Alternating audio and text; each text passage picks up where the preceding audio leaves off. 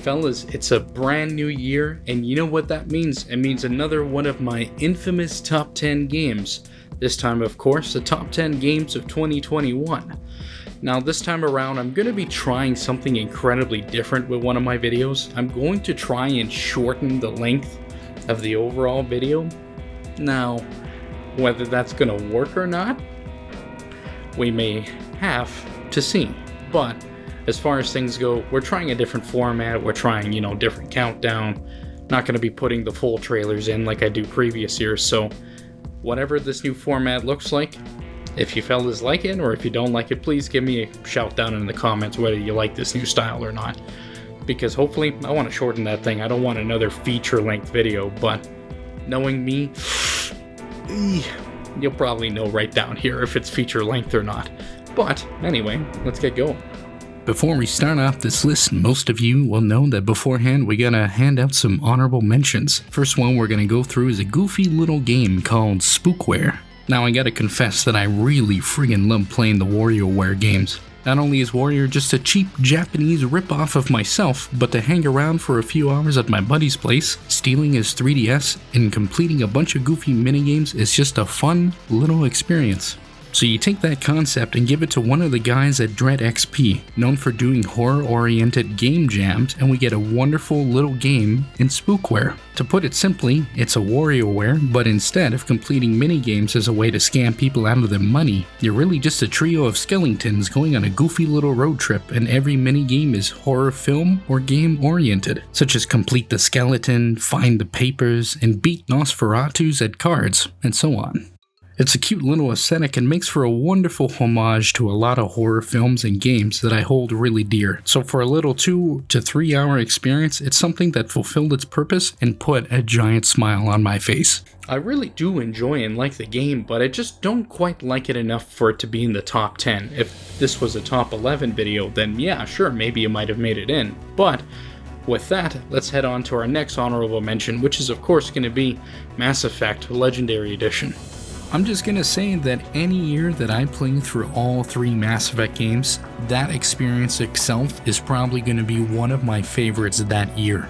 The Mass Effect trilogy is one of those series that if the conversation gets around to it, I am going to talk your ear out till the end of the night. There will be no escape, and there definitely will be no respite from this onslaught.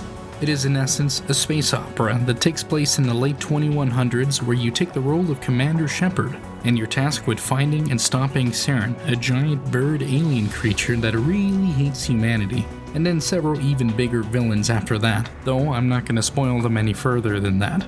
Most important thing to know about Mass Effect is it has a really gripping narrative with a selection of what I might describe as some of the best characters put to the medium. I'm sure people will argue against that or talk about the ending for the 3rd game, but it's really worth playing through if you've never played through them before. So why isn't it on my list? Well, I have a very clear stipulation on whether or not re-release games get a spot on this list, since technically the games in the Legendary Edition released in 2007, 2010, and 2012, and not in the year 2021 Anno Domini. And to clear some confusion before it happens, a remake from the ground up can, and in the case of this year, will be included on the list. Now to be real, just because Mass Effect ain't on the list doesn't mean that it isn't one of my favorite games out there. So if you've never played them, go out and play them. So we got one more honorable mention to wrap up this whole segment, and it's a sort of, how can I say it? And oh my god, how did I just hear about this thing the other day? And that, of course, is Tormented Souls. Seriously, fellas, as a self-described survival horror connoisseur, how in the hell did I not hear about a fixed camera angle, tank control survival horror game that came out last year, right when I'm about to shoot? How did I not hear about it? Since I just heard about Tormented Souls and I haven't played it, but it hits every single little niche that I've been longing for in survival horror for a long time. So on a whim, I'm just gonna throw it on here to the honorable mentions because if it's as decent as some of the reviews are for it, this game would have easily made it onto this list. For the uninitiated, what I mean by fixed camera angle, tank control survival horror is a game that basically has the gameplay styles of the classics from the PS1 and PS2 era. So think early Resident Evil and more importantly, the Silent Hill games that I hold so dear. What they have in common is that they are all done in a fixed cinematic camera angles, which means you direct, so to speak, where the scares are going to happen without it being just a cheap jump scare. Tank controls is of course the affectionate name for how you control your character, which means manually changing directions with the D-pad from left to right, then pressing forward to go up and back to go backwards, which, while an archaic scheme by today's standard, was just how it needed to be done back then in the days of the PS1 and PS2. Oh, it's so absolutely tragic, but hey, that happens sometimes, you know? I think it'll give me a game to play after I finish this video, so without further delay, let's get on to the top 10 games of 2021. Number 10. It's enough.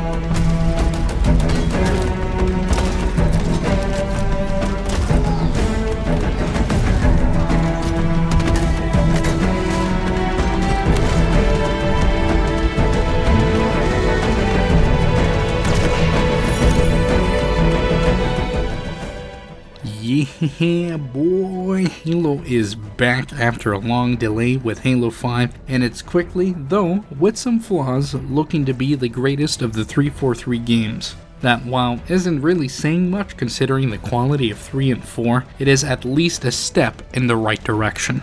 Halo Infinite is of course the latest in the series developed by 343 Industries that follows the never-ending wars between humanity and whatever disgusting alien decided to rear its ugly head, that we see through the eyes of Spartan John 117, or the Master Chief as most of us know him.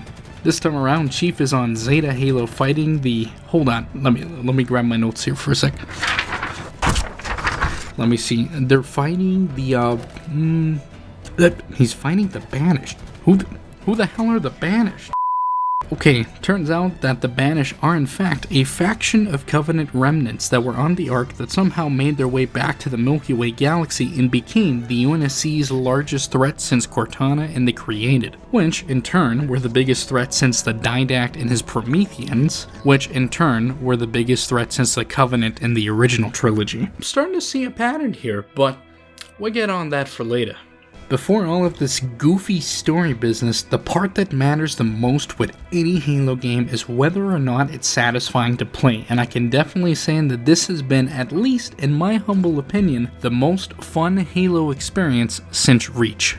Multiplayer wise, there's a great loop to be had with an array of weapons that, while balanced very boringly, at least fun to play in the circular Halo multiplayer loop, which with some buds can be an absolute blast. One aspect that, while I think is a monkey's paw, but otherwise I'm kind of grateful for, at least right now, is the fact that they made the multiplayer portion of the game free to play, because at the very least it gets me and a couple of fellas together to play some games. Now, I'm not gonna lie, there's a sort of monkey's paw when it comes to this whole free to play venture, and that is of course the fact that a lot of the features that we enjoyed are now locked behind a paywall. So, get this fellas, after Halo 4 and 5 basically ran amok with the visual aesthetics of the UNSC, which were in my opinion perfected with Reach, they go back to the drawing board and give us changes to the evolution of the Spartan armor to look like, well, you know, not like whatever the hell Gen 3 was. And you can see all the armors to be had, but they're behind a battle pass or in the store, which is all fine and dandy because it's a free-to-play game, but it could be that you really like one piece of armor and it's super far into the battle pass, or you gotta pay some stupid inflated price for it on the store. But the kicker above all else is that the progression for the battle pass just sucks major ass, I'm not gonna lie. It's too slow to go through the ranks, and for people like me that only play every so often, it's slow work and doesn't make it feel like it's worth its time.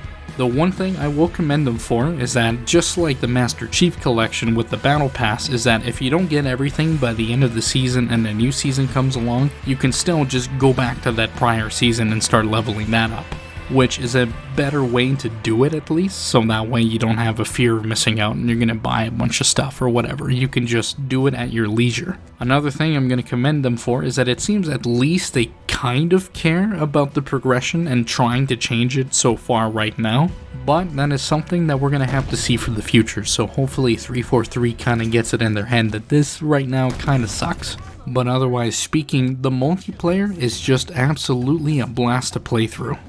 As with a lot of people, I'm kind of conflicted because some of the stuff I really do like. I really like how they've harkened back to the original aesthetic of what Halo should look like, going away from the Gen 3 nonsense, but at the same time, I really hate how you get it, because it's awful. But we'll leave that aside for now, and let's go ahead and talk about the campaign. The campaign similarly has the same kind of frustrating elements that the multiplayer has, but just kind of different, but it also at the same time has its own set of highs. So with Infinite, they attempted to get the game to be all open world on Zeta Halo, that while at first is a decent gesture, the novelty of it wears off rather quickly since there's really only one environment to explore. Think of that second level of Halo, which ironically is named Halo, where you're going around on the Warthog and helping scattered Marine teams and fighting against the Covenant in well-composed areas. Now turn that into the whole campaign, including long, drawn-out linear sequences through Forerunner architecture, and you have basically 2 levels from the main game that get stretched out into a full campaign. Which sadly means there's no assault on the control room or the silent cartographer missions that send you into wildly different environments on the ring. That's of course to say that the game isn't terrible. While the environments might get old, the gameplay loop of annihilating these disgusting aliens hasn't been satisfying since Reach. Weapons this time around clearly get placed in neat little categories that make it fun to create combos with, such as using plasma weapons to break through shields before blasting them with a battle rifle to cap their ass, and so on. I just wish that some of the weapons were as fun to play in multiplayer, because some of the weapons online make me scratch my head, and then you see the application in Infinite's campaign in the arenas and then it all makes sense. Sadly, it just got lost in translation to online, but it's not anything that they can't just patch out. And of course, at this point, we get to the narrative of the Halo campaign, and while a lot of it is pretty good, a lot of it also falls for that sort of, let's say, typical Halo trappings. Halo Infinite, for vast swaths of its game, does an excellent job of providing a central cast of characters that are gripping emotionally. For example, the stoic chief that the cracks of fighting the fight for so long are starting to come through. Then there's the crestfallen pilot that above all else just wants to go home when faced with the Herculean task at hand. And the weapon who doesn't know itself because it's created to destroy itself and trying to find itself along the way. These are all incredibly interesting little narratives to explore that quite frankly get thrown to the wayside because Halo has to be a Halo game and it has to be about the alien menace at hand and some sort of ancient evil beyond time. Problem is that every single game in this new trilogy adds another ancient alien to be the new series villain that at this point it's no longer interesting. I don't care about some new faction that will get mothballed into the books or killed off in some comic. Ultimately, fellas, it sounds like I hate this game, but to me, it's just tough love. There's such a great foundation here for a better future for Halo, but it needs to go through those growing pains before it can be something truly magnificent. So with that, it sits at the number 10 spot, and I would still highly recommend it to at least get the multiplayer and wait for co-op to come along. You can also grab the game on Game Pass if you want to play the campaign before the co-op comes out, which is probably what I would wait for. But anyways, that's enough Halo. Let's get on to number 9. Number 9. This city's warped. The Esches are running wild. The Goliaths have gone underground. And something much worse is on the rise. It's damn good for business.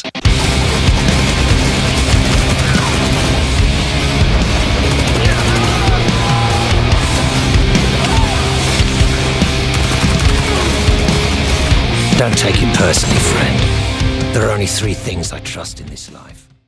Right out of the gate at number 9, it's a game that most people probably haven't seen or heard about, and that game of course is Necromunda Hired Gun, developed by Strumon Studio right out of France. Hired Gun takes place in the vast universe of Warhammer 40,000, but unlike most of the other games in the universe, it's taking us to spots that we don't really get a feel for unless you read the literature out of Black Library or play the Necromunda tabletop game. See, when people think of Warhammer 40k, they think of the giant ceramite-clad Adeptus Astartes who go throughout the galaxy destroying the alien, banishing the demon, and burning the heretic, which, to be fair, is how Games Workshop likes to market it. Though they typically show the apocalyptic battles being waged for the destiny of mankind at the time of the Dark Imperium, which admittedly is pretty cool, one has to wonder where all the damn weapons and munitions for the Imperium to wage these wars come from. And that, fellas, is what brings us to Necromunda, Hired Gun. And my oh my, it is a wonderful departure from the typical 40k fare.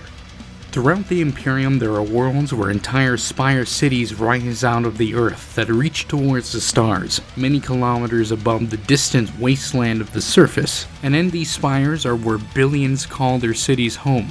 These spires provide manpower and munitions for the Imperium of Man, but where Hired Gun takes us isn't to the tall spires and high society, but many kilometers inside of the megastructure itself, to the Underhive, where gangs the size of small nations kill each other for various reasons. That is, of course, that whatever else lurks down there doesn't kill them first. This is where our character comes in. The eponymous Hired Gun takes his skills down to the Underhive to make loads of money until you and your crew get pounced by the Shadow, further complicating matters and taking you on an odyssey to all parts of the Underhive. Admittedly, the premise for the game isn't the most interesting, and the plot is really just a tool to string you along some really cool set pieces. But the thing you need to understand is that we're no longer in the cathedrals that 40k is known for. We're headed down to the worst kind of urban hell that you can imagine. Now, I am going to caveat this by saying that if you look at the review scores for this game, it's not going to paint a pretty picture, because it has some super low scores, and I'm going to make a stand right here, right now, and to say that those scores are nonsense. Like I said, fellas, don't look at the scores, because it's coming from publications that haven't been paid for that review and, coincidentally, haven't had their Soylent shipment come in that day. So instead, listen to me, because I'm a much more better professional. Jokes aside, be expected to see some jank, because this is the same studio that created Divine Cybermancy. In this game, whoo, it takes a lot of influences from where they designed it. But if you can get past a game being a little janky, then you'll have a good time with Hired Gun.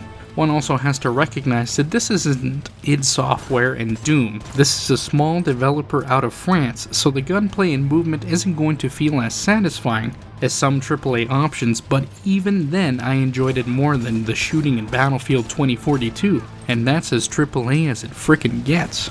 Movement feels fast, smooth, and responsive, which is exactly what you're going to need with the large environments that Hired Gun throws at you.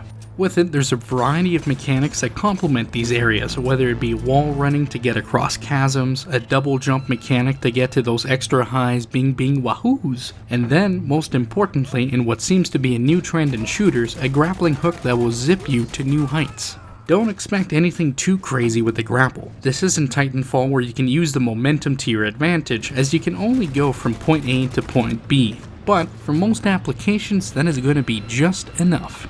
Fellas, you're going to have to take my word on this, but if you ever have played Divine Cybermancy, you can know how big the levels can get, and so the new layers of movement and verticality that they bring into Necromunda is just perfect, because the levels in this game, oh boy, they are absolutely huge and fitting for a Strumon game.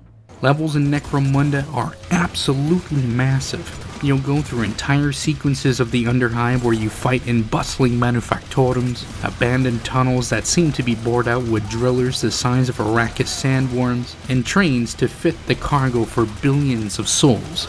While I had issues in how large the levels were because of how long it would take to complete them, Necromunda is just the right size of gigantic in that it makes you feel the gigantism of Warhammer, but compressed in a way that doesn't destroy the pacing with great arenas to fight enemies in.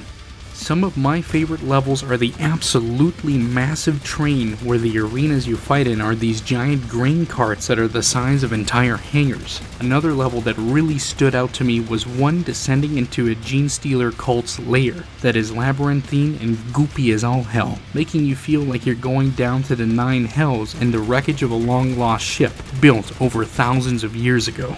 Fellas, I'm going to say that the king in this game is actually the presentation and the soundtrack. because compared to the typical 40k stuff, it's so different and so neat. While I will admit that textures can be a bit crummy in some areas for a 2021 game, we have to once again remind ourselves that this is a smaller AA studio, but what they stumble on textures, they soar on the actual environmental design of the Underhive. When so many people think about Warhammer 40k, they think of the large cathedral worlds and gothic architecture that we see in most media, but we're quite literally below that in Necromunda because we're in the trash that everybody else has to live in. Everything is disgusting, grimy, and seems like it has been working tirelessly for thousands of years because, well, it has. But it's a very neat departure from the regular visuals that you come across in 40k.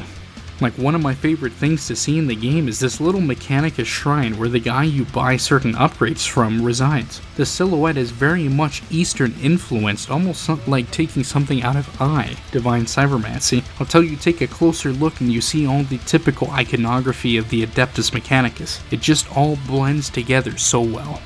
The location that houses the shrine is also great. It's called Martyr's End, and it's where you go in between missions to go get your upgrades, choose your missions, or grab a drink from the QT cybernetic bartender. Sadly though, we aren't always up for some wild snake. But what makes this place stand out are all the people that inhabit it. Some of the denizens look like they're pulled out of any other cyberpunk game, but they always have a 40k twist. Like, that morbid gothic veneer that permeates the whole universe doesn't really quite leave.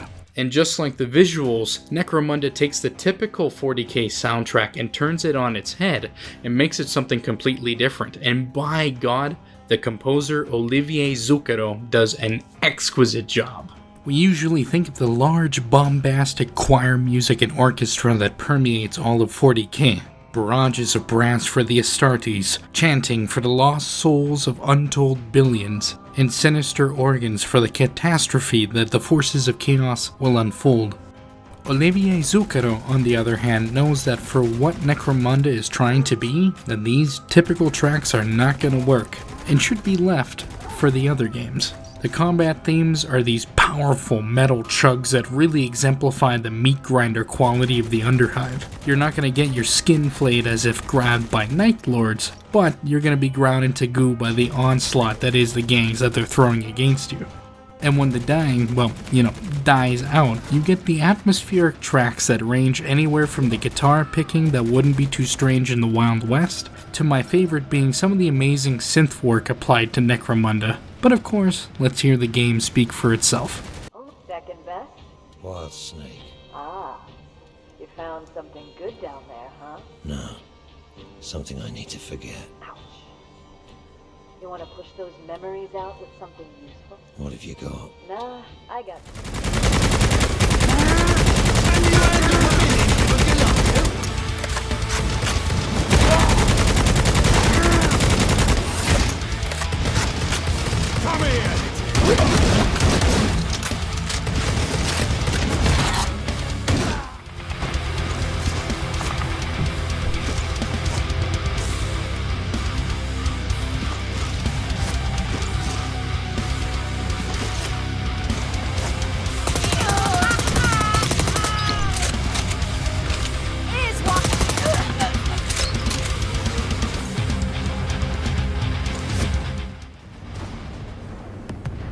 Hold it right there. I can take you in right now, or scrape you off the floor in about 30 seconds' time. Which is it gonna be?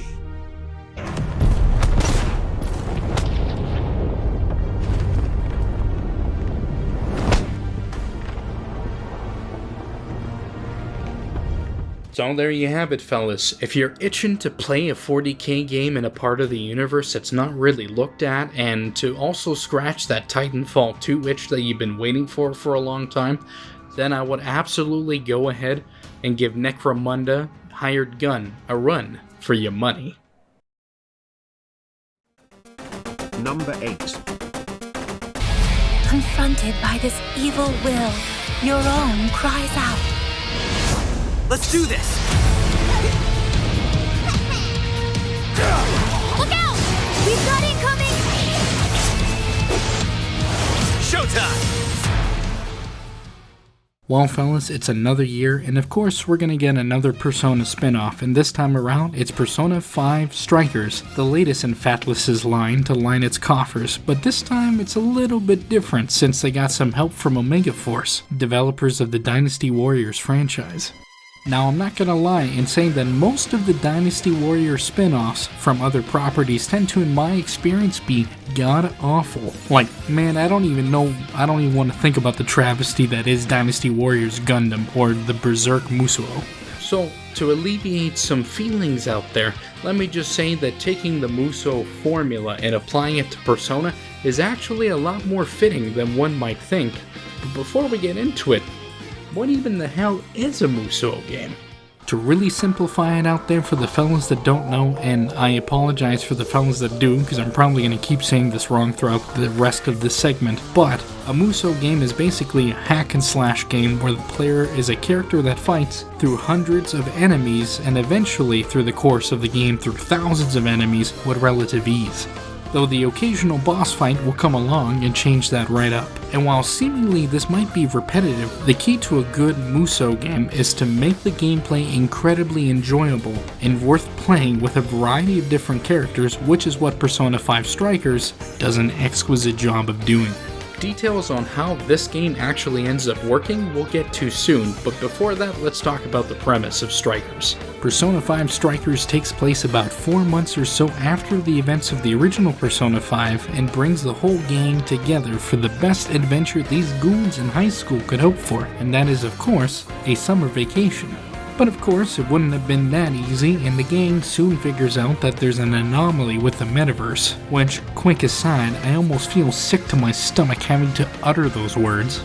But between you and me, we're talking about a fictional sub-reality that alters people's cognition. Turns out that there's people out there with warped concepts of reality using the manifestation of the metaverse to get a legion of goons to do as they please. This new area for us to enjoy is now being called jails instead of Persona 5's palaces. So it's up to the good old gang with some new additions to tackle these jails that just so happen to be popping up all over Japan. Which is great for everyone because they get to go on a road trip through several major Japanese cities. Honestly, fellas, it's your typical Persona fare. A lot of discovering and interacting with characters, dealing with evil corporations, and pursuing your true self. No pun intended. Only real major difference you're going to see in the story department is the length of the overall experience. Instead of it being a game that potentially reaches 100 hours of playtime, we get a nice bite-sized experience of 20 to 30 hours depending on the difficulty. You're not going to get a breadth of side characters and the personal interactions you would get in a regular game with all the social links, but in this way we're condensing down an otherwise ginormous game down to the main story it has to offer, which is a welcome departure from playing dozens of hours to get to a similar point in the main games. I guess what I'm trying to say plot-wise is that if you love the bloatedness of normal Persona games and interacting with a variety of characters over a longer span, then you might find Strikers to feel a little rush. Meanwhile, if you already got what you wanted out of the main game story-wise and you just want a more condensed action-packed adventures, then Strikers might just be for you. Now that's all in good, but you probably looked at the gameplay and went, dang! That looks pretty fun, and you'd be right, so let's talk about it. Persona's core of being a traditional JRPG is about a simple yet deep combat system, flashy aesthetics, and exquisite music to make every fight feel as great as the first one, to make every bit of combat almost addictive. What Striker's main accomplishment in this field is adding onto the typical Persona formula with fast-paced, more kinetic combat to complement the systems already put into place. It takes the best hack-and-slash elements that the Dynasty Warriors games can dish out, but seamlessly adds in the skills of Persona and the strength and vulnerabilities and weaknesses of the shadows into the fray. While you're beating up a legion of endless goons, you're also figuring out how to better combat the larger shadows to get the iconic all-out attacks and other power shish in to make the mindless Musou power fantasy and take that up to another level. There is, of course, an element that cannot be ignored and why I enjoyed Persona 5 Strikers so much, even for a Musou game, and that is the fact that they kept the entire aesthetic of Persona intact. A lot of other attempts to take the Musuo style and apply them to different properties seems to have something missing. With Dynasty Warriors Gundam, it's just reskinning the game without knowing why the Ace Mobile Suit pilots are so cool. With Hyrule Warriors, it's taking the tight-paced adventure of Zelda and just bloating it with combat that just doesn't work in my opinion. And I'm not even going to talk about the Berserk one, like, don't even get me started. Strikers, on the other hand, not just has all the gameplay elements that make it feel like a natural evolution for a Persona game, but it has the aesthetics of the game to go along with it. It might not seem that important, but it cannot be understated how important the visuals and the soundtrack frame the feeling of playing a proper Persona title. It's why spin-off games all based around the music work so well.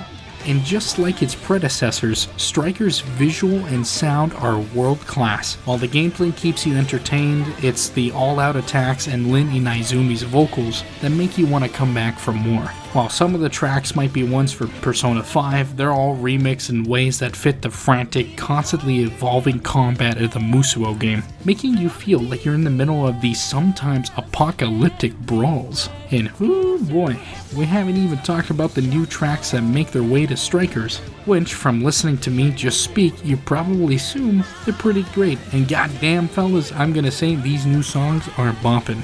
One that you hear right now is Daredevil, which gets you amped up for beating the big baddies in these jails, just like how Life Will Change from Persona 5 does the same thing for the palaces. There's also a few ambient tracks that I really enjoy, like stopping by Sophia's shop and just letting the music speak to your soul. But you know where this is leading, so let's once again let the game do the talking.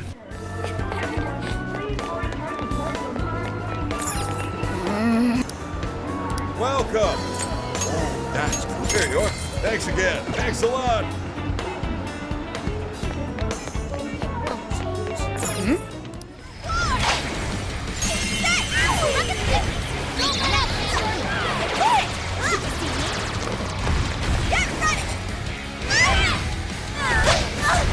Make sure Panther's okay.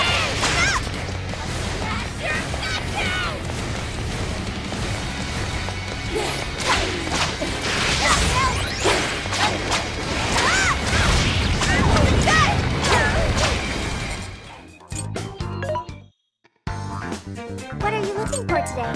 Are you sure? Who is it for? Which one?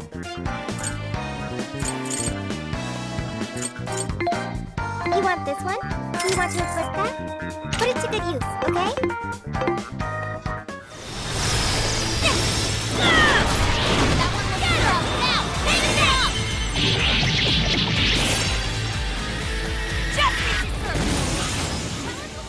Well, there you have it, fellas. If you like Persona and if you like Musuo games, then absolutely 100% give this game a go, because I guarantee you're going to love it.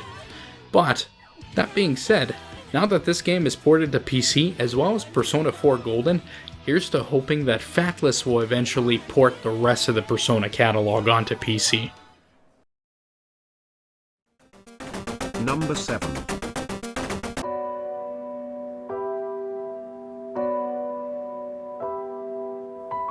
The day I went home to say goodbye to my father, to dress him up for his last journey, put him in a suit, fix his tie. Simple. Just the things he did every day. Voices, voices deep inside me keep calling, they're calling. Voices, voices That day, deep within. it was the hardest day of my life. They tease me. Or so I Why can't thought. I break Who is this? free? You don't know me, Marianne, but I know you. Okay, I'm hanging up. I know what you are. What did you say? At the Neva Resort. Find me there. Crying tears in isolation. The lost time. What was mine? Searching, shivering in the darkness of my mind. I'm so blind.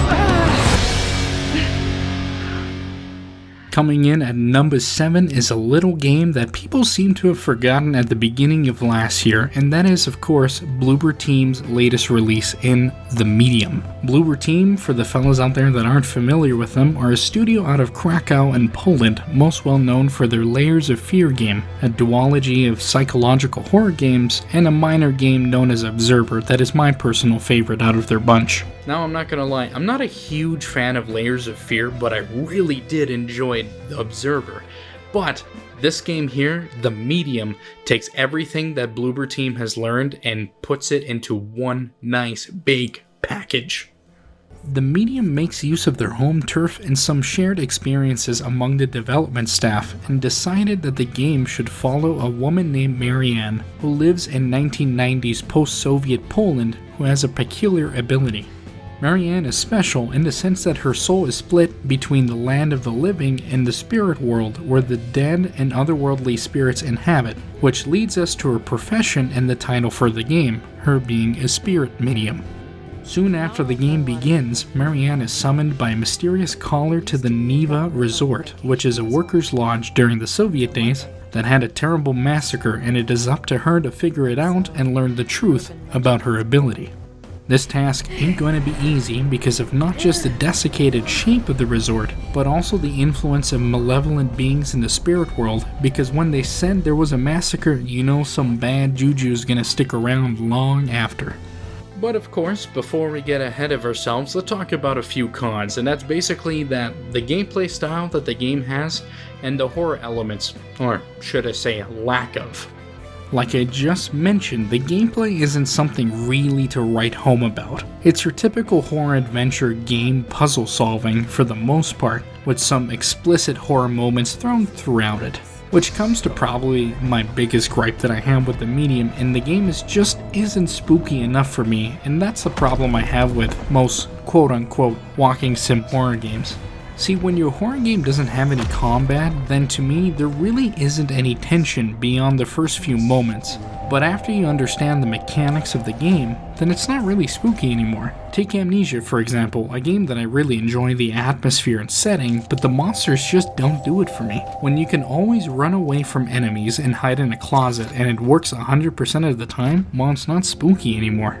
But then take a game like Silent Hill, where you add in combat, then you have options on how to be spooked. Suddenly there isn't a works every time solution like hiding in a closet. If you gotta get an item in a room and there's enemies around and you're running out of health, ammo, and whatnot, it creates tension that a walking sim will never achieve.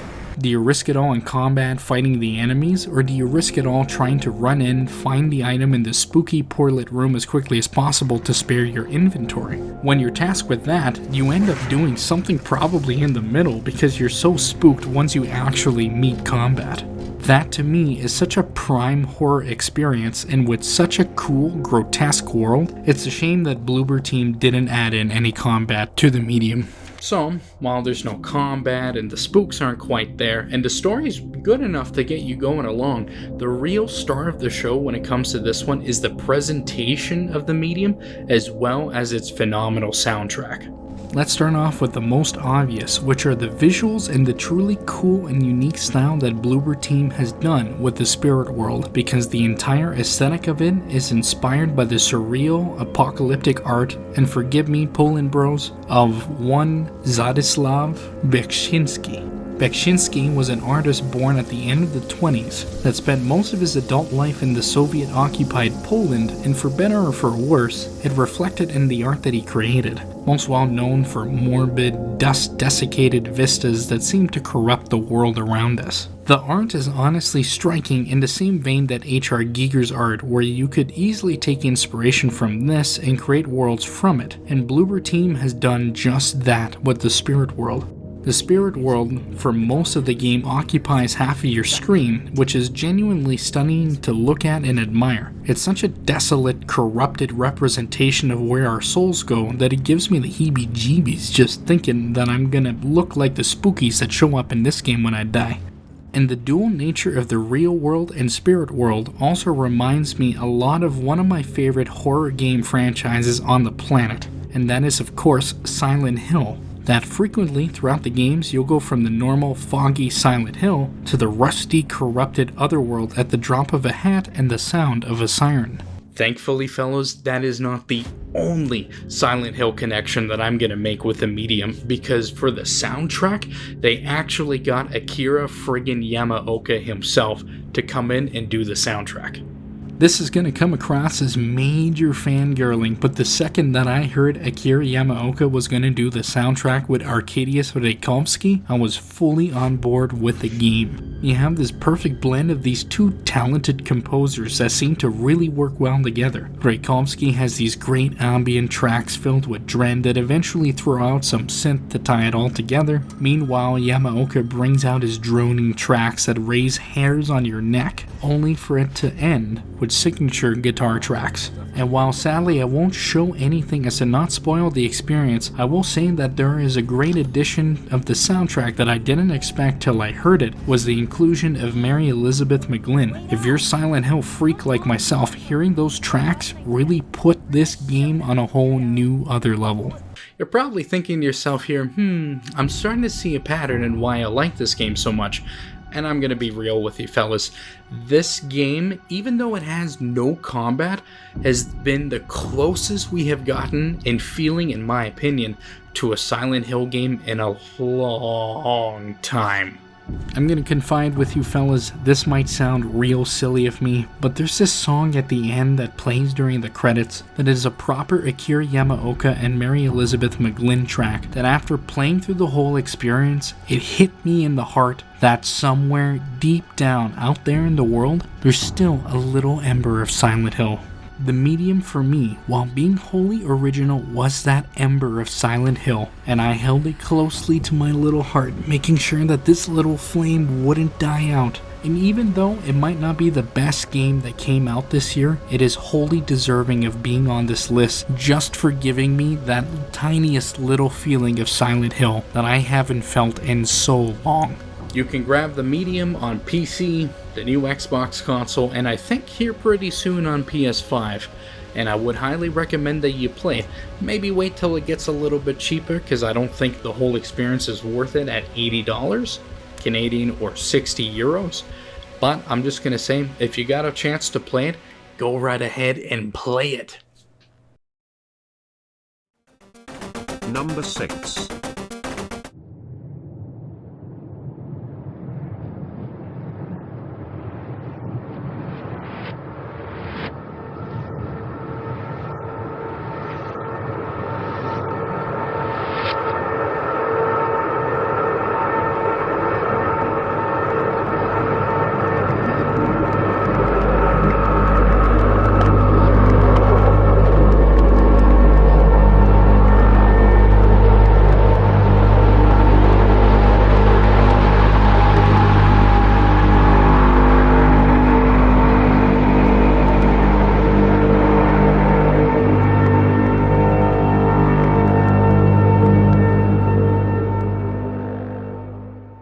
Number 6 on our list finally brings us No One Lives Under the Lighthouse from a small band of Ukrainian devs known as Sowok Entertainment Bureau. And let me get this out of the way fellas in saying that this entry is going to be very short because the less said about this game, the better. For a very short premise, you are the replacement of a lighthouse keeper on a remote island who has gone missing, and it is up to you to take care of the lighthouse after his disappearance. Tasks can include keeping the lights on, cleaning up the place when some goopy shish gets all over it, and dealing with a whole lot of moths and mayhaps even more devious things. So immediately looking at it, you can probably tell me, damn, that's got like a really cool striking visual aesthetic, and sure, it's aping the PS1 spooky haunted aesthetic, but I'm gonna say fellas that this game actually kinda does something with it. A seemingly novel idea has turned in some eyes to be a bit of a fad, and I'm talking about the return of low-poly 3D aesthetics in games, particularly trying to replicate the look of PS1 games. And while for the most part I can agree with some of it, and No One Lives Under the Lighthouse uses the aesthetic and more importantly the limitations of that era of games to build incredible atmosphere and tension. prime of which is using fog to mimic the PS1 draw distance, but leave all of the major landmarks visible from wherever you are in the map, such as the lighthouse always standing there in the distance. There's also times where it's not so much the draw distance, but focus of things are off just enough that you don't really know what the hell you're looking at, and it really makes you steer clear of whatever you're looking at, but you have to go and investigate it because that's just what you gotta do. Now fellas, it's gonna sound real damn cheap, but I really don't want to spoil anything about this game, especially since it's so short. So with that, let's just talk about the soundtrack and the story here very quickly. The soundtrack that we get is the quintessential ambient type of soundtrack that really fits well with the aesthetic of the game and creates a great blend of diegetic and non-diegetic sound. For the fellas out there that don't know what diegetic and non-diegetic sound is, it's the difference between sound as in part of the soundtrack and sound that plays in the world. For example, the droning sound is non-diegetic, but what sounds like whales in the distance, well, I'm just gonna say that is definitely diegetic, aka part of the game world. So the soundtrack doesn't just sound spooky, but it really plays with your head, making you paranoid for things that may or may not be out in the fog. Now, going on to story without touching it too much, I can say that the story, while light on the front end, has a really engaging plot that strings you along, and as you get deeper and deeper into the secrets of the island, you'll notice that the game is told in a non-linear fashion with lots of flashbacks, time skips, and varying perspectives. One thing of note for those that have actually played this before is if you've played it when it first released, I would actually go back and play through it a second time, because goddamn man, the whole second half of the game got remade into something entirely different. But regardless fellas, if you played it or not, for how cheap the game is, I would highly recommend it for anyone looking for a nice, isolating, and despair-inducing story that'll keep the goosebumps on your back of your neck for a long time.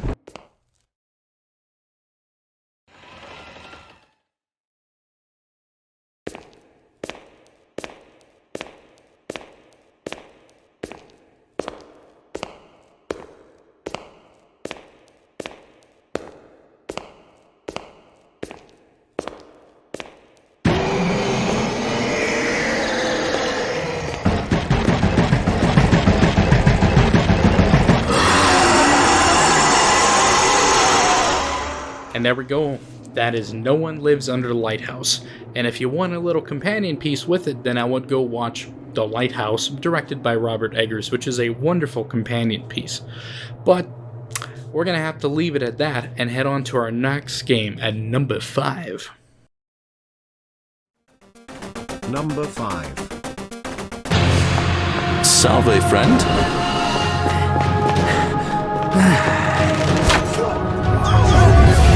The many shall suffer for the sins of the one. Salve, friend. Mind telling me who you are? I don't think so. I've never seen you before in my life.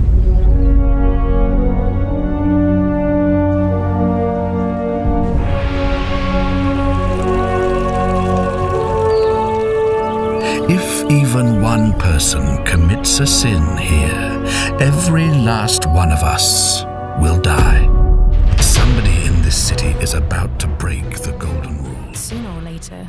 Halfway through our list at number 5, we got The Forgotten City, developed by Modern Storyteller, a small little indie team composed of former modders now turned full studio. The Forgotten City, if you can believe it or not, started off as one of the most critically acclaimed mods for Skyrim that was released, I want to say sometime in 2015, and since then all the modders have come together and with a little bit of grant money and additional funds from a small scale publisher, we now have the full release of The Forgotten City. Things of course change with a full release. The devs are no longer working with Skyrim and the Creation Engine, and now we have transferred over to the Unreal Engine to get the job done. The final departure and the most ambitious one with The Forgotten City is leaving behind that old Elder Scrolls lore and picking up good lore that is laid on the road in front of them, and as with all roads, they all lead to Rome. The Forgotten City starts off with you exploring what seems to be the ruins of a long-forgotten Roman city that has gone into decay over the last 2,000 years, with a bunch of statues everywhere that mark the terrain, most of them seemingly fleeing in agony. Soon you'll reach a portal that will take you back to the same city, but almost 2,000 years in the past, during the reign of the Emperor Nero, and you are immediately tasked by the magistrate to figure out the mystery of the Golden Rule. See, the Golden Rule stipulates that nobody can break the law in any given way, so that's no stealing, no violence, or no moida, and a variety of other ones that I won't go into so as to not spoil the experience. You'll spend the first day exploring around town and getting to know the locals and seeing what goes on in the daily life of a Roman until eventually somewhere, someone will break the Golden Rule. The skies will thunder, and a great voice from the sky will tell you that the many will suffer for the crimes of the one, and all the golden statues in town will come alive and start shooting people with arrows and turning them into the gold statues that you saw at the beginning. This sets into event the magistrate going to the temple of Proserpina and opening the portal into the future, which will spawn you back at the beginning of the day once more. So this, fellas, is the central recurring mechanic with the Forgotten City. You'll see everything you have done and learned in one cycle, and when the rule gets broken again, you put that to use in the next cycle. I'm just saying, fellas, that I really do enjoy the mechanic of the Forgotten City. Looping over and over again is a great way to figure out all the stories that these characters have and the nitty-gritty of living in this city. But of course, before we go into that, we should probably go over the cons for the Forgotten City. Somehow the game is developed in the Unreal Engine, but it has that Bethesda-style jank. I have no idea how you even go about doing it, but when you play through the game, it has the elements that feel like an Elder Scrolls or Fallout experience. Those elements, of course, being stiff animations, sluggish movement, and unfortunately, I will say, a couple of super jank combat encounters that, if I'm being perfectly honest, fellas, has no place whatsoever in this experience. The game works so incredibly well and the foundations that it laid for itself that these combat sections, even though really sparse and short, feel like a sore thumb on an otherwise magnificent experience. Luckily for us, that's pretty much all I gotta say negative about the Forgotten City. And so with that, let's talk about what it does great. For example, its story. My favorite part of the whole game genuinely is just how much passion the developers had for the period of Roman antiquity, and by extension, the cultures of a few other empires that I'm not gonna spoil. Parts of the game, you're going to be investigating a cult with one god, even though that's really absurd, or arguing stoicism with another Greek that mirrors a lot of wonderfully deep yet petty arguments that we have with each other today. You can even argue the ethics of slavery to a Roman, and he'll argue back his points with full confidence, being it Paul that you would even call the practice barbaric. That is, if you want to roleplay it that way. And then go on a diatribe on how Rome is the most progressive force on the planet. And stuff like those kinds of discussions that you can have in the game are so fulfilling for a schmo like me that really loves history. A lot of media today are too scared to even talk about these topics because of their quote-unquote problematic nature. It's refreshing to take a look at something the way it was without having some commissar over your shoulder making sure that you take away the right conclusions from the game, and honestly, more studios should treat history in the same way that modern storyteller has. This sort of dedication to history is what makes talking to all these otherwise mundane characters really fascinating. They all have their Roman era biases and beliefs that permeate into all the mysteries surrounding the city, and getting to uncover it all is just an absolute treat. Then you get to some of the revelations throughout the game and oh boy, it definitely all piles up into a very fascinating and fulfilling conclusion. What's wild about the Forgotten City is that it's not just like a great game with a great narrative, but it's also, oddly enough, a really great educational tool, because if you didn't know some things about Rome, well, after this game, you're gonna know a whole lot more about Roman society. Alrighty fellas, we're gonna go on a quick aside, but around the end of last year in November, I actually got to take some time and visit the Eternal City itself, and I gotta say fellas that the amount of details that I could see from the real Rome put into this game is just astounding. Big differences is of course that what we see today is a good almost 1500 years since the collapse of the Western Empire, so it'll look different than the game which shows the city during one of the periods that Rome was on the top, baby. But everything from the tile mosaics to the graffiti and just the kinds of things that they would have in the markets, like silphium, which is a herb that we don't use today because it's extinct, that came from the Roman city of Cyrene, what would be in Libya today. I know it sounds like gushing, but it's just crazy to me literally having been in Rome and just seeing the 2000-year mirror of it in a game done so faithfully and well. Also, at the beginning of the game, you can choose your skill, and I would highly recommend it, fellas, for you to choose the archaeologist skill, so you can read all the graffiti and get a lot of contextual boxes that pop up that tell you about the poop sponge. It might sound dorky as hell, fellas, but the Forgotten City is a wonderful educational product that can have you learn some great aspects of the Roman Empire and follow an incredible narrative along the way. I honestly didn't think that Roman Empire Murder Mystery Disco Elysium was on my 2021 bingo card, but man, am I glad it was, and honestly, I can't wait for whatever else Modern Storyteller do next. You can grab the Forgotten City for around $30 or so, or I think maybe 20 euros, I think, don't quote me on it, for the European friends out there. And it's also on Game Pass if you have that, so I would highly recommend that you go out and play it. But without further delay, let's get on to number 4. Number 4.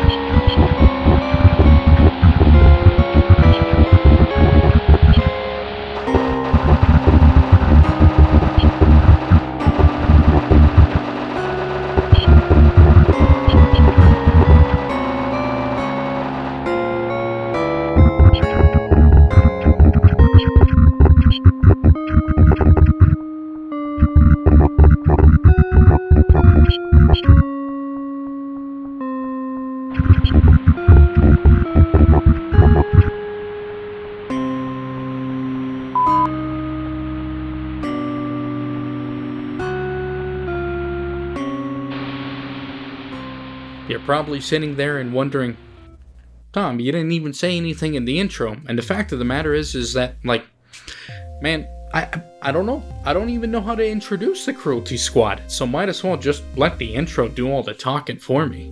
Cruelty Squad is the most wonderfully ugly 3D pig disgusting game that I have played in a long time, and I can only describe it as a deep fried masterpiece with a very tactical shooter veneer underneath it all. It's genuinely one of the harder items on this list to talk about because it's much easier just to make you play it and try to understand it better than have me just talk and try to explain it to you. Because man, this is gonna be a little difficult, but bear with me, fellas. So, this section might be a little wonky or meandery, but don't you worry, fellas, because we're gonna get through it. But of course, let's talk about this game's dystopic nightmare. If I had to condense the premise of Cruelty Squad into a few sentences, I would basically say that you're a per-job subcontracted worker who occasionally gets hired to go and kill some people in extremely disgusting ways.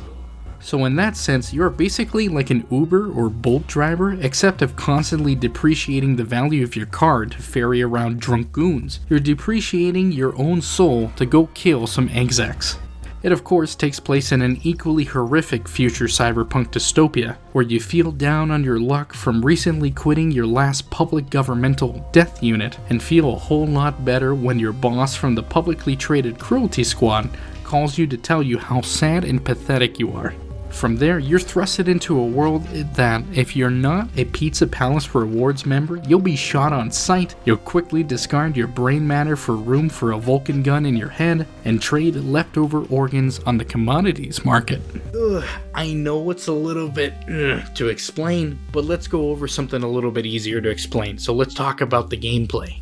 Ignoring all the wacky stuff, Cruelty Squad at its core is a wonderfully diverse tactical shooter where even the slightest bit of damage has some lasting effects, and you are going to have to use every weapon and tool at your disposal to do the company's bidding. There's a healthy selection of weapons to use that, while some not really becoming useless over time, there's a lot of other weapons that have more applicable scenarios to use them in, but that is to be expected in Cruelty Squad. Now don't get too attached to whatever weapons you bring in, since there's not a lot of ammo, and you're gonna have to scrounge from the ground weapons that people have left behind, and among some other goopier things. Though eventually you'll unlock augments that will help you with ammunition, like having a bandolier that allows you to have another magazine, and of course the ammo gland that over time produces pathetic goopy bullets from your own waste, which leads to all the other great stuff. We also get an alien-legged wetware program that allows your kicks to become giga kicks that just insta-give enemies, and gunk boosters that allow you to double jump. But in a world like Cruelty Squad's, they aren't jet boots or anything practical. It's just you literally shooting out doo-doo feces from your feet that propels you that extra little bit. I gotta say fellas, like, to be real, my favorite one has to be the Grappendix. That takes your typical grapple hook move you see in a lot of shooters coming out recently, but this time around you're literally augmenting your appendix to grab onto ledges and propel you to new heights. Which leads me to saying that the Grappendix wins Tomthechosen1's 2021 Best Grappling Hook Award by a large margin. So if we got all these weird, absurd augments, then it probably means that the people we're going after aren't going to be so straight up and down as we usually think, and yeah, you'd be right. Some might ask, why are we going around and killing these executives? But the answers are constantly changing in the light of new consumer trends. For some days it might be some normal embezzlement, and others because they're stinky doo-doo heads. But my favorite scenario, of course, are the ones that get more absurd, such as killing an off-world colony corporation exec because he's actually increasing ship safety, which cuts into the actual purpose of the colony mission, which is a mass-scale human sacrifice for the boss's pleasure. Or going to dispatch the chief of police because he's been abusing all the steroids that his right-hand man in narcotics has been giving him, which ended up turning him into a Cronenbergian body horror monster that at the worst doesn't return his calls. Or killing your own landlord because for no reason at all, the Cruelty Squad has been dispatched to kill you. Which in the end turns out because it was an accounting error that, you know, it's never going to be brought up again, and that's just fine. That's just how it rolls in Cruelty Squad. But that's just how it goes in this horrid future, and the best thing that you can do is just go with the flow, which is exactly one thing that Cruelty Squad is great at doing it. You know, a game is great when the central joke of the entire world just blends in together with every other aspect perfectly, whether it be in the disgusting deep-fried aesthetics or in some of the more outlandish gameplay mechanics. For example, after dispatching a bunch of people in a zone, whether it be by your hand or the enemies that you face, there might be a lot of collateral damage. So what to do with them? Well, it depends where you are in the level. If you're still in the process of going after a target, then it might be best to cannibalize those corpses and get 1 point of health each. It doesn't matter whether they were innocent or enemy, it's time to get cannibal pilled and start grilling those abdomens. Then there's after the mission, where if you want to recoup some of your losses or make a little bit of extra money so you can do a bit of insider trading and sell all of the organs and everything that got killed on the commodities market. Eventually this becomes second nature, as you always are going to be taking a look at your organ portfolio and seeing whether it's worth it to pump and dump those brains that you currently have in your inventory. Which to me makes this dystopic shithole that much more engaging when you throw your hands up and just go with the flow, fully integrated into this deep fried nightmare. And that brings us to the final thing on this list, which has been burning into your eyes from the beginning, and that is of course the visuals. So let's get some bleach and let's get down to it. In Consumer Soft Products' bid to make the ugliest game this year, they have made a game that is absolutely one of the most striking and, I might argue, the most beautiful.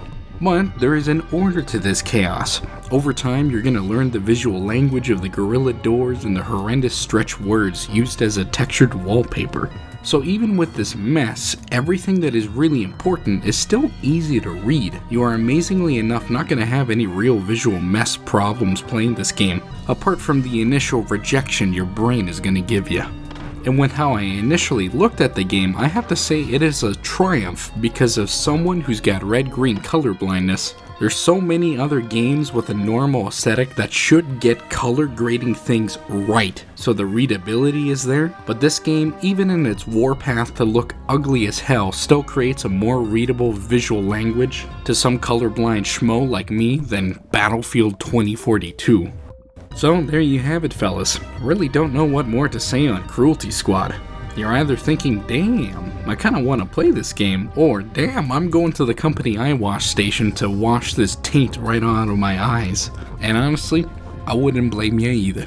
So with that, Cruelty Squad comes at a nice $20 or 20 euros, depending where you are, and I bet the fellas over at Consumer Soft Products would be real thrilled if you went and picked it up. But with that, finally, thank God. Whew. Let's get on to the next game. Number 3. 1986. The year the world was reduced to cinders. Countless nuclear warheads launched from the east and west meant certain doom for humanity.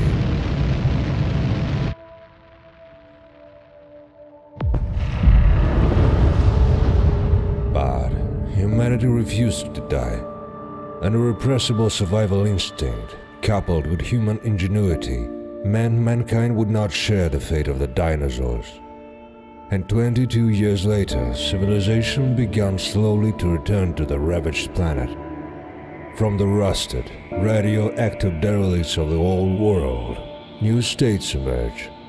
Trade roads have been established across the wasteland, and pre-war technologies have been restored in carefully guarded bunkers and fortified scientific enclaves.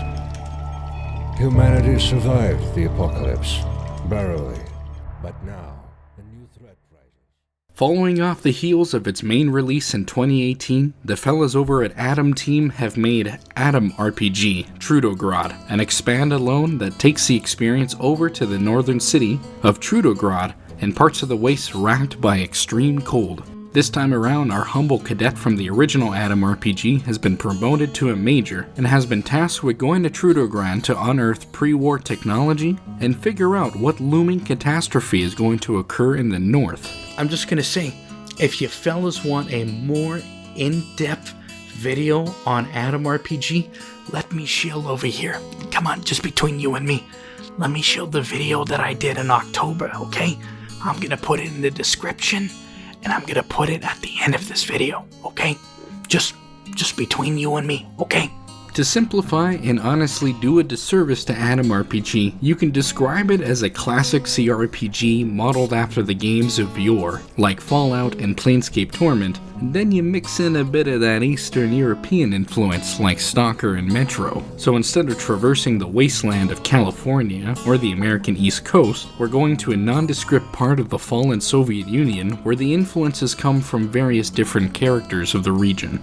First, let's go over the combat, which, if you've played a lot of other CRPGs, follows kind of the same formula. You have a selection of attributes and skills that when paired with a weapon allows you to kill some dastardly goons. You can also change the firing modes of weapons to single shots or a little burst of full auto fire, which, if you use the targeting system, you can have some terrifying results, like a full burst of 7.62 right to the eyes, Deathclaw style. Though, unlike its predecessor, Trudograd has some improvements to various parts of its combat and leveling systems, such as a vastly improved abilities tree that really fleshes out the characters into more distinct classes. Another welcome addition is the ability to have different attachments and modifications that can be applied directly to your firearms, such as adding in a bayonet to shank people, or a scope to look at the full disgusting visage of your local butirat addict. But a final addition that I found welcome is a change of the inventory system to go from a more classic weight limit inventory to a grid-based inventory like Deus Ex or Resident Evil 4, where you have to move around your equipment to try and make more items fit. Now, new additions to the gameplay isn't the only thing that Trudograd does new, and that is, of course, we gotta talk about, well, the city of Trudograd and how it differentiates from the rest of the wastes. The Northern Wastes will prove to be quite inhospitable to the Major, for with new locales comes new factions, enemies to wipe out, and an abundance of problems to be solved, and I can see that Trudograd delivers on all of those. Now, I will say that Trudograd isn't as open as the original Atom RPG, as this time around we only have the city, its various districts, and the outskirt to fill out our map, which, while smaller in scale, it allows for a bigger focus on the city itself. And while I won't go into details as to not spoil the experience, but there's some real damn troubles happening in Trudograd, such as constant strife amongst the upper and lower classes that turn into ethnic problems for the Norse inhabitants due to the rumor of a pending invasion from an unidentified threat to the north. The game deals with these issues in a way that seems rather foreign to a lot of us in the West because it's dealing with, especially on the ethnic end, a lot of residual trouble that the poor guys out in Eastern Europe still gotta deal with after the fall of the Soviet Union.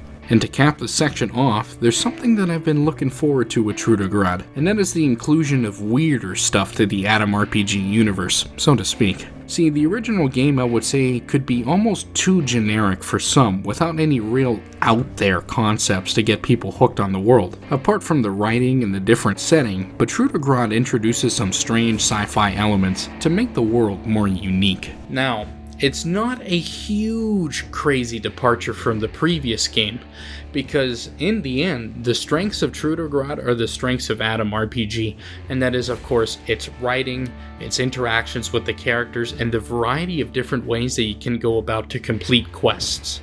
Starting off with quests like the original, if your build is made for it, there's a variety of different ways to complete the quests. Some will have you shoot a bunch of bandits to give them a mind-expanding experience, or you can talk them out of it and tell them to go home to their mothers. The meat of the experience is still going to be with all the different interactions that you're going to have with the many different characters you'll come across. And like Atom RPG before it, there's lots of weird fellows to deal with in the north. In these interactions is what I believe to be the series' strong suit. Each conversation is injected with the kind of flavor and perspective on life that you would only get from the various cultures of Eastern Europe. Also, on another end I guess, I'll talk about the little visual overhaul that Trudograd has gone through. And while it's not going to be the prettiest CRPG out there, the improvements are still welcome nonetheless. Immediate graphical ones are improved textures and a lot of great particle effects for the snow that really hit home how oppressive the atmosphere is, whether it be in the dank, overcrowded city or the piercing cold outside of the city. Though my favorite of the visual overhauls are the inclusion of new special scenes that have a lot of art specifically made for them. In a way, it reminds me of some of the events that the original Fallout will throw you your way. And well, fellas, this is kind of really all I gotta say about Trudograd, so let's wrap this baby up. Ultimately, Trudograd set out to do everything that I wanted in a sequel to Atom RPG, which is expand on some of the elements that were lacking and retain everything that they did spectacularly. Combat and character leveling gets an overhaul that it really needs to make the combat more interesting. It brings new locales, aesthetics, and ideas to keep the world fresh, and improves the visuals to be more competitive with other CRPGs. The real kicker here, fellas, is that Trudograd is only like $12 or 10 euros depending where you're from, which with the 30 to 40 hours it's going to take to make a complete game out of it, it's an absolute steal. But if you want to grab both Atom RPG and Trudograd, then you can do so for like 25 bucks or 20 euros, which itself is another great deal, and I would highly recommend it if you haven't played them before. So that's basically it for Trudograd, fellas. If you want a more in-depth video on this universe, then go absolutely watch my Atom RPG review. That will have everything that you'll need to know whether you want to play this game or not. But without further delay, let's head on to number 2. Number 2.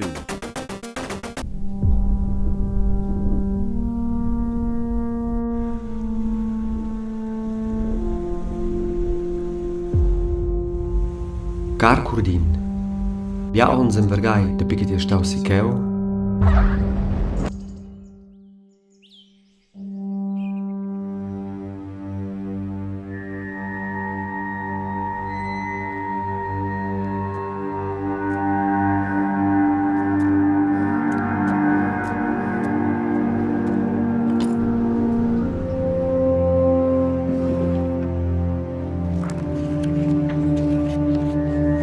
Piedi, signor Plevon. Devo saggi contai, mio figlio.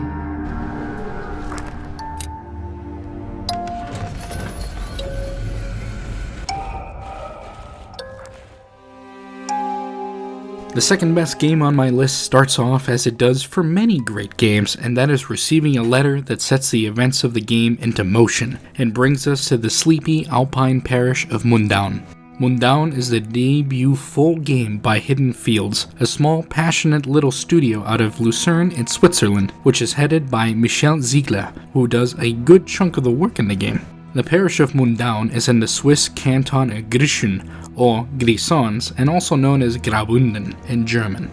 It is one of the more peculiar cantons in Switzerland because it is the only canton where the official language is the barely spoken Romansh, a Romance language descended from the Rhaetian tree. As stated, the game starts off when our protagonist Kurdin gets a letter saying that his grandfather has passed away and that he shouldn't investigate, which means to all of us to pack our bags and take the bus from the city to Mundaun to figure out what's going on. So we got a mysterious death, a sleepy alpine environment, and a strange language that people normally don't hear before. And you know what? Damn me, fellas, that sounds cool. So let's talk about some gameplay. Mundaun, needless to say, isn't the most complex game out there, and it focuses its main gameplay strength into the puzzle solving and survival horror aspects of the game. There's going to be some baddies to fight, but the various creatures in Mundaun are quite a bit more difficult to dispatch than your typical survival horror fare, and sit somewhere in the middle of where I usually like my horror games.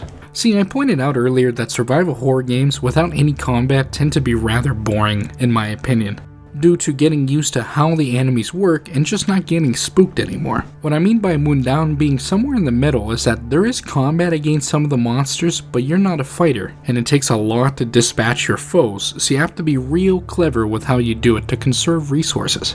At first, the difficulty of the enemies might seem unfair, but once you find a way to reliably deal with them, then it's not so insurmountable. But that being said, just because you can deal with them reliably doesn't make them any less spooky to deal with, because they can always throw a curveball at you. The one thing, fellas, that I do gotta say that I really enjoyed and helped me feel immersed in Mundaun is the menus and the HUDs, or should I say the lack of them. So let's give those a go. Everything you do in-game is done in a manner that makes sense in the world. The maps that you fill out are ones that Kurdin takes the time to sketch out in some scenic locales. Managing and using inventory items happens by opening up your backpack and actually taking a look at the items that you're acquired throughout the game. Any story-related information isn't laid out in some big, bloated codex. It's the collected drawings and other memorabilia that Kurdin acquires throughout his journey, and stores in his journal that you flip through like a real book and have him comment on what's going on. So these haptic elements to the gameplay really help immerse yourself into the beautiful world that they've created, and I feel as though you experience them, experience more intimately. And believe me, fellas, you're gonna want to get invested, because the nice little story and world that the trek up Mundaun has for us is something truly special. Like any good fairy tale, Mundown does an excellent job of straddling the line between something familiar and something uncanny and spooky. I personally have never been to Grisons, but there's something about the rural alpine atmosphere that makes me feel warm and protected, and then it is immediately subverted in the night for some spooks.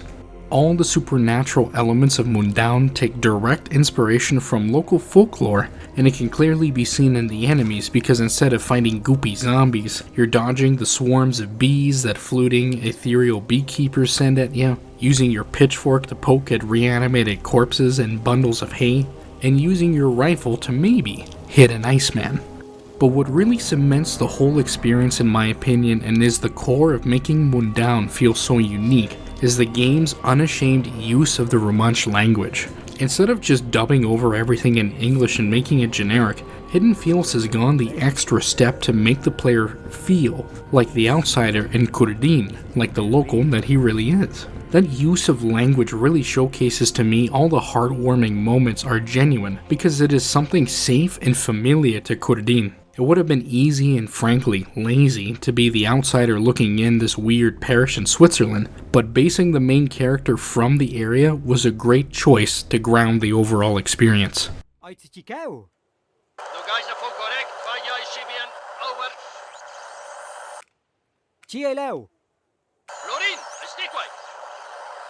Na, quel Kurdin, il biadi de Florin. Florin? Ascoltao riforniment. Che troves? Primo, fein per les cauras. Secondo, vinarse contra le tuas. Terzo, nel per Florina. Ja hai tot. Ich bin, noch eine Pause. Die Autos, over. Adia, Corporal Walter. No Geister Funk, over and out. Now you've probably been looking at the visuals of this game and going, damn, what a pretty game. And so, with that, ain't nothing better to wrap this game up with, so let's talk about them. So you can probably tell that the whole game's aesthetic is very unique, but something about it seems a little off and a little special. It might be the sepia tone or the kind of muddy textures for some things, and that's all because of how they did the textures. See, for all the textures in the game, Michel Ziegler would do the models first and then draw the textures by hand on pencil. And then they would map those penciled in textures directly onto the model, giving this very distinct style and look to everything. And that in the end is what really puts Mundown so high up on my list. Every single little part of the experience, whether it be the penciled aesthetic, the alpine fairy tale environment, or even the use of Romansh throughout the whole game, it really turns the slow and treacherous ascent to Mundown that much more special. Mundown to me gives similar vibes to the Forgotten City in the sense that you have a developer really care about the subject material and realized it in a very intriguing way that had me hooked from the very beginning.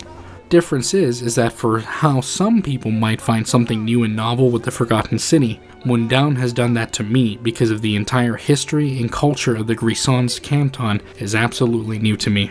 To continue gushing about this subject has driven me down the rabbit hole of the Romansh language in the entire canton, to the point that I'm excited that Chur, the capital of Grisons and the surrounding region, is going to be my next vacation spot to get a look at the beautiful alpine locales for myself. Now, wrap it up, Mundown can be picked up for around $20 or 17 euros, and will run you about 10 hours or so. So not the longest experience, but one wholly worth playing through from beginning to end. So, if I love a game so much that it makes me want to go on vacation to the area next time I go out on vacation, then damn fellas, you better believe me that it's going to be this high up on the list. But of course, it isn't the game of the year, it's not number one, because we got one more game left. So let's get into it. Number 1.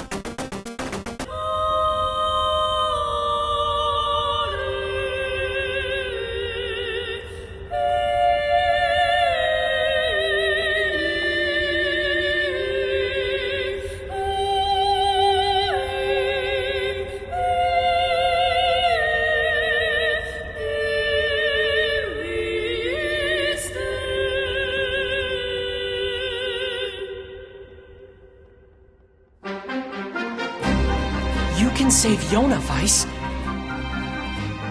It's you, isn't it? No! Stay back! Anyway, take it easy, yeah?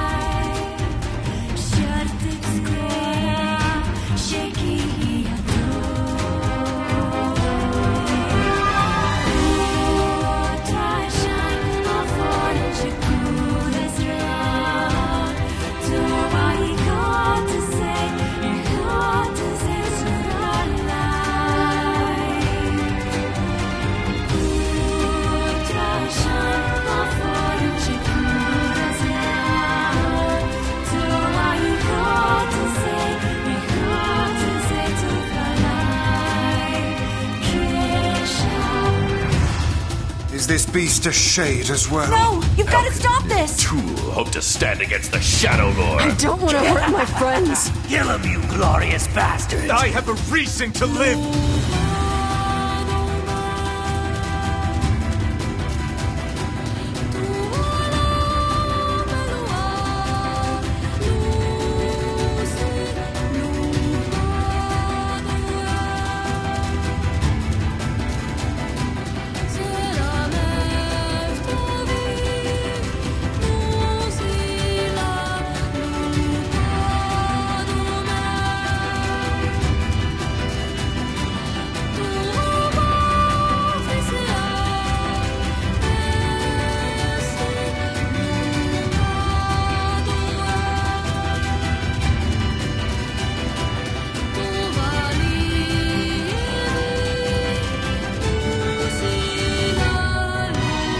We're the same. Tools in the hands of a master. This ends here. Kaine! Our true memories are still there.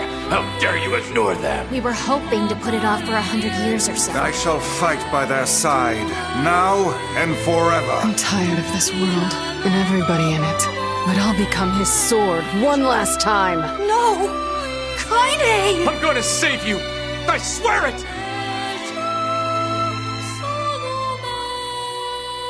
Thanks for always being there for me. What? Don't look at me that way. Come on, man. If you knew me personally in any capacity, you would have known that this game was going to be it. So, without further ado, let's talk about my game of the year, which of course is going to be Nier Replicant version 1224744871139, or, from the rest of this video, just simply Nier Replicant.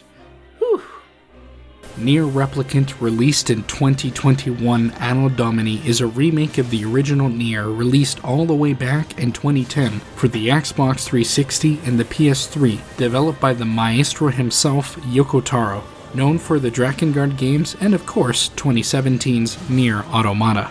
Nier follows the eponymous Nier in a very timeless and human story to fight against all odds to save his sister and possibly damn everything else along the way. Now, I'm going to address something that I had said towards the beginning of this video regarding remakes and remasters and how I allow one and not the other. I'm just going to say that Nier Replicant kind of straddles that line between being a remake and a remaster, as it's had a new graphical and mechanical overhaul, but the story is the same, just with some new additions. Another big one is that with the release, now a whole slew of people can play this game, because it's finally made its way to PC and modern systems instead of being stuck with an RPCS3 emulator. Now that we got that out of the way, let's dive deeper into the premise of Nier and what makes it so special. Nier takes place some roughly 1300 years in the future in a post-apocalypse of sorts that is rather ambiguous with what happened. But what matters is that most of the technology in society has regressed to a sort of medieval level and magic has been introduced into the world. Of the countless tragedies that occur in this new world, the one that drives the central plot is Yona, Nier's sister that has a magical illness known as the Black Scroll that will eventually kill her, and the illness unfortunately is terminal. Knowing the Herculean task at hand, Nier embarks on a journey throughout the realm with his band of pals, a snooty talking book known as Grimoire Weiss, a scantily clad hussy named Kaine, and a young boy named Emile, all of whom, for one reason or another, are seen as outcasts to the world at large. Along their journey, they will be beset by a legion of shadow entities known as Shades, which will require Nier and the gang to pull themselves up by their bootstraps and master the arts of combat. From here, Nier plays a lot like your typical hack-and-slash JRPG fare, with Weiss being the fountain from which all the magical abilities come out, much to his annoyance. There's a variety of different weapon classes, ranging from smaller one-handed weapons to larger two-handed weapons for that extra bunkin' power, and of course a selection of spears to do something kind of in the middle. Big change from most JRPGs are the subtle genre changes that come along at different portions of the games. Sometimes Nier likes to be a side-scroller hack-and-slash, and other times it likes to be a bullet hell game, which it frequently indulges into for many of the enemies and boss fights. Difference this time around is that they changed the combat flow to be much better, which leads us to a lot of the changes that come in Nier Replicant. For one, switching between magical abilities and swordplay isn't as janky and awkward as playing the original Nier. Combat as a whole feels a whole lot more fleshed out and tight. Some other aspects are changed around, like the fishing minigame going from a real pain in the ass to now just being kind of a little goofy side quest along the way, and that is a huge improvement in my opinion. Though, I will readily admit that the combat isn't as fun and tight as it is in the sequel, or I guess previous game, Nier Automata. But to be fair, Nier Automata had the help of Platinum Games to come in and do the combat, so, well, it's kinda hard to live up to Platinum Games, not gonna lie. And in my humble opinion, the combat is going to be completely serviceable because one, it's not just good, but also it's secondary for what the game is about because really, this game is about the story. I can honestly say, with no exaggeration, that Nier's story is one of the greatest in gaming, with only one of the only comparative narrative experiences being its own sequel. Nier's story is going to run through a whole gambit of themes, touching the nature of humanity to be violent and subverting typical video game tropes in a truly novel way, which I'm not going to spoil. We're also going to see the timeless human capability to be incredibly cruel to others, especially entities that we do not understand, leading into layers and cycles of trauma, and eventually guilt. But even in showing how awful humans can be, it showcases the causes of why such corruption happens, by showing the themes of persisting in a world that is dying out and fighting for the last for those that you love, creating beauty and death and sacrifice. And honestly fellas, I could go on and on about the story of Nier, but the narrative glue that keeps it all together are the characters and the individual journeys that Nier, Kaine, and Emile go through. Till the end can be a bit bizarre, but ultimately their paths are marred with darkness and tragedy. Nier can absolutely be described as a tearjerker. Throughout the game, you will be attached to so many characters that even knowing what's going to happen to them, you can't help but have your heart broken by the tragedies unraveling on the screen. So that's all well and good, but I don't want to sit here chopping onions all day. So let's get away from the story that's going to make me sad and cry, and let's talk about the presentation that is so good that it also makes me sad and cry. For most of the people out there that haven't played the original Nier, you're not going to realize right away just how much of a faithful remake this is to the 2010 version. The only difference for us in the West is changing out Papa Nier for Bro Nier. Even a lot of the old effects from the limitations of the engine back then are still around, like some spots where the white really bleeds out from certain materials that gives it this look of being in Purgatorio. But we all know what the real star of the show is, and if you know me, probably waiting to talk about it this entire time. So of course, let's talk about the soundtrack composed by Keiichi Okabe. Just like Nier's story, I can confidently say that to me, Nier's soundtrack is genuinely one of the best video game soundtracks of all time. The only comparison comes once again from its own sequel, Nier Automata. First little concept to talk about are the vocals in most of the tracks and their exquisite use of diegetic and non-diegetic sound. Most of the vocals are done by the magnificent Emmy Evans, and they are spoken in a long-lost language of Old Earth, which to us sounds like gibberish because, quite frankly, it is. Keiichi Okabe only made a language that fits the music to make it sound great in every single track. Sometimes the tracks for the vocals only kick in when you're around a certain individual, displaying that the person is singing the song in the game world, which is a wonderful use of diegetic sound when you pick it out. Prime example of which is the Song of the Ancients, which is played wherever Devola and Popola, the village's elders, are around. In the case of Devola's version of the song, whenever you approach her in the village, slowly but surely, the vocals kick in, which shows to us that she is actually singing the vocals of the track, which to me is just incredible.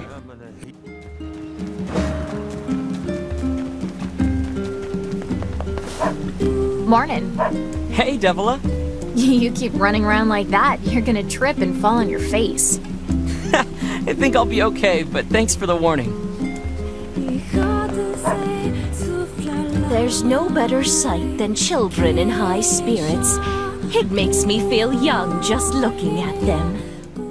There's also a version of this you get as a reward for a quest where you get Devola and Popola to sing at the local tavern, reprising the same song but now done as an incredible duet, which foreshadows events to come. Another track to take a look at is called Grandma, which plays amazingly enough in one of the boss fights near the beginning of the game, which might not seem like it fits at first, but the eventual trod of killing the shade matches with the somber, melancholic vocals of the track.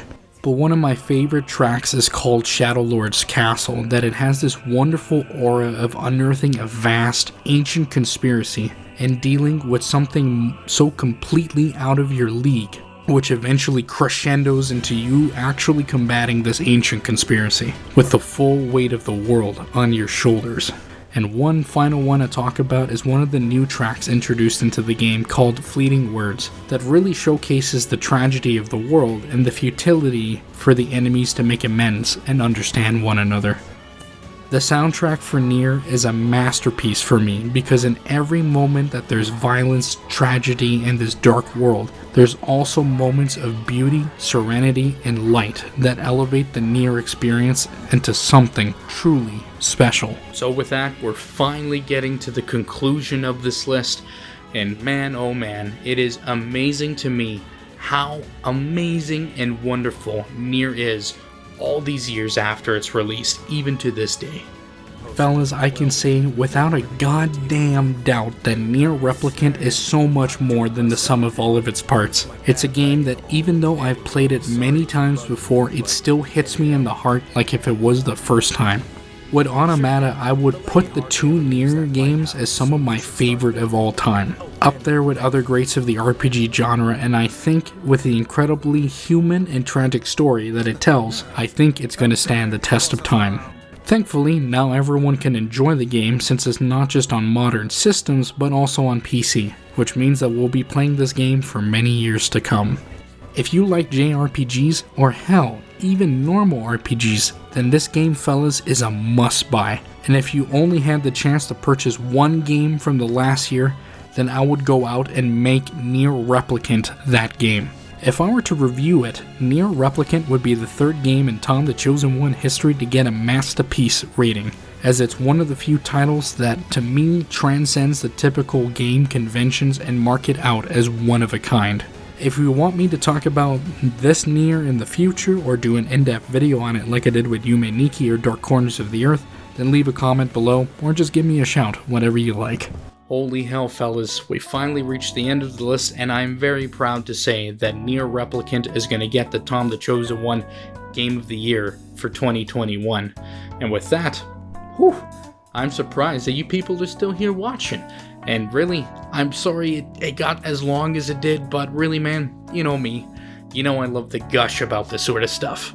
But with that, let's look towards the future and see that there's big and exciting new changes to the channel, as I'm going to be moving over to Europe permanently this year. Now, I have no idea what that is going to mean for the videos, but I hope that with some time freed up, that I'll be able to put more out. And speaking of new videos, we got a 200 sub special here pretty soon, and following that, a heavy hitter that I've been meaning to tackle for a long time.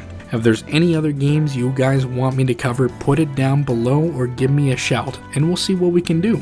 My oh my fellas, if you made it all the way out here to the end, you honestly deserve a medal, because if you sat through a feature-length video to hear me gush about the games that I love so much in this year, 2021, Anno Domini, then man, you must really like my stuff.